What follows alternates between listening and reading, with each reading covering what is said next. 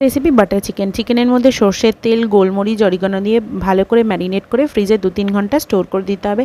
দেন কড়াইয়ের মধ্যে ঘি আর সাদা তেল মিক্স করে দেব।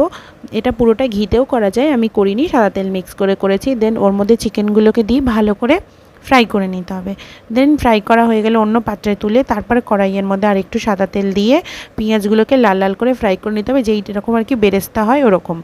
তো বেরেস্তার মতো ফ্রাই করার পর ওর মধ্যে একটা পেস্ট দেবো, চাল মগজ, কাজু বাদাম, তারপর হচ্ছে কাঁচা লঙ্কা, পোস্ত দিয়ে একটা পেস্ট করে নিয়েছিলাম, সেই পেস্টটা এর মধ্যে দিয়ে দেবো। দিয়ে পেস্টটা দিয়ে ভালো করে কষাবো। তারপরে দিয়ে দেবো বেশ একটুখানি টক দই, তারপরে দিয়ে দেবো সামান্য চিনি, দিয়ে ভালো করে কষাবো। আর দেবো সামান্য একটু লঙ্কার গুঁড়ো। নিয়ে ভালো করে কষিয়ে যখন তেল ছেড়ে ছেড়ে আসবে তখন দিয়ে দেবো ওই ফ্রাইড চিকেনগুলো দিয়ে অনেকক্ষণ কষাবো যাতে চিকেনগুলো সিদ্ধ হয়ে যায় এরকম। নিয়ে তারপর কষানো হয়ে যাওয়ার পর সামান্য একটু জল দেবো। জল দিয়ে একটু ফুটতে দেবো। ফুটা হয়ে গেলে নামানোর আগে দিয়ে দেবো অনেকটা ফ্রেশ ক্রিম। দেন দিয়ে দেবো বাটার বেশ খানিকটা, দিয়ে গরম গরম সার্ভ করুন বিরিয়ানির সাথে বা পরোটা, পোলাও, এনিথিং যার সাথে। একবার খেয়ে দেখবেন, নিয়ে আমায় কমেন্ট করে জানান।